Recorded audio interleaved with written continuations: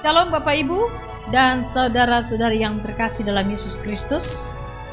Kita bertemu kembali, kita akan mendengarkan firman Tuhan pada hari ini. Mari kita siapkan hati dan pikiran kita berdoa.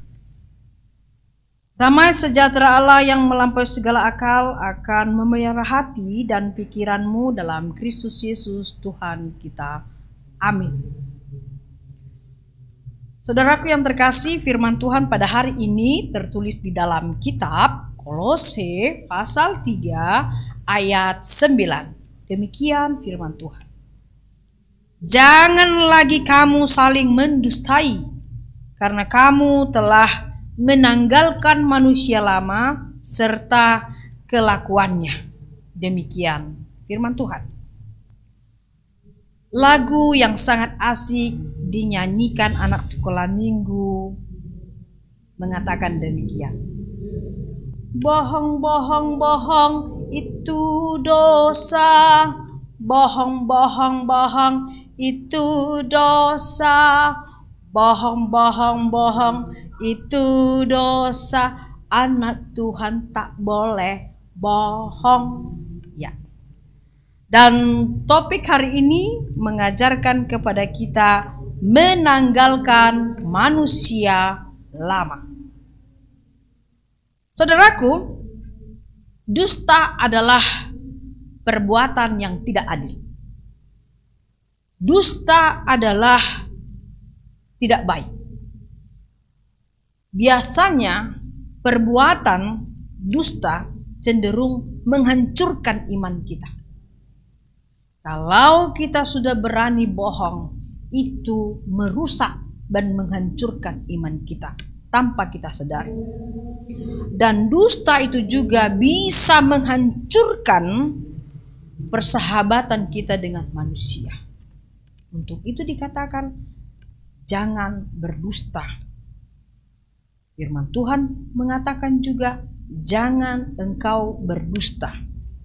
Karena dusta menjadikan kita serupa dengan iblis.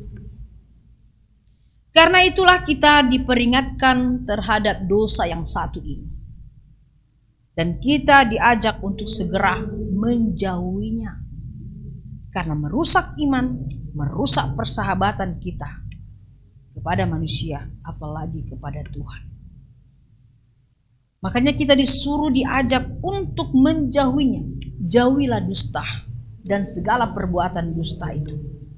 Jikalau kita mau dibentuk Tuhan dan berjuang kita untuk tidak berdusta, artinya kita sudah turut di dalam pelayanan yang Tuhan kehendaki.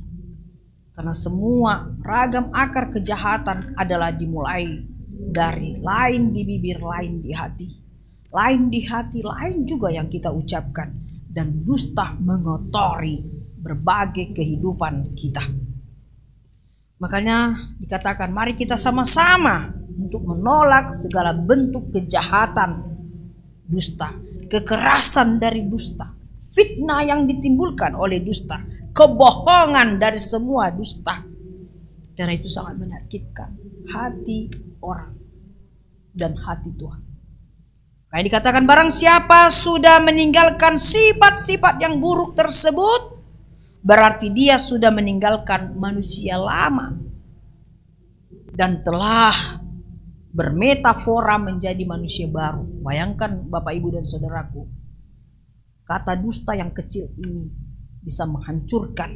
Tetapi Tuhan katakan barang siapa yang bekerja keras dan mau dibentuk Tuhan untuk meninggalkan dusta ini, dia akan meninggalkan manusia lamanya menjadi manusia baru. Dalam arti bermetafora, dia akan menjadi berubah dari jentik ulat kepompong menjadi kupu-kupu yang indah. Begitu juga dari manusia lama, manusia berdosa. Jika mau berubah, bertobat dan mau dipakai Tuhan, dia akan menjadi keindahan, menjadi manusia baru di hadapan Tuhan. Dan memang kita akui saudaraku, sangat susah untuk merubah manusia lama ini. Sangat susah kali merubah perilaku yang lama ini, kejahatan dusta ini. sangat susah sekali merubah. Kadang kita berjuang berdoa kepada Tuhan supaya kita tidak berdusta. Karena banyak sekali dampak negatif yang ditimbulkan oleh dusta. Tidak gampang Bapak Ibu. Tapi kita bisa melakukan itu kalau kita memohon pertolongan dari Tuhan kita. Sungguh-sungguh memohon pertolongan dari Tuhan kita. Supaya kita menjadi manusia baru, tidak menjadi manusia lama lagi. Dan kita mohon pertolongan Tuhan melalui Roh-Nya untuk membuat kita sempurna di dalam diri kita sendiri. Dan kita layak di hadapan Tuhan. Kita bisa memohon karena Tuhan bisa merubah setiap hati. Tuhan bisa merubah setiap pikiran. Tuhan bisa mengampuni kita jika kita mau dan meninggalkan perbuatan-perbuatan manusia lama, yaitu perbuatan dusta dan semua perilaku-perilaku dusta tadi. Kalau kita sungguh-sungguh kepada Tuhan, Tuhan akan mengubah kita menjadi manusia baru, menjadi anak-anak Tuhan yang dipakai Tuhan dari berbagai pelayanan-pelayanan kita di dunia ini. Karena memang jikalau engkau mengatakan dusta, Tuhan tidak akan memakai kita dengan kasih dan pelayanannya.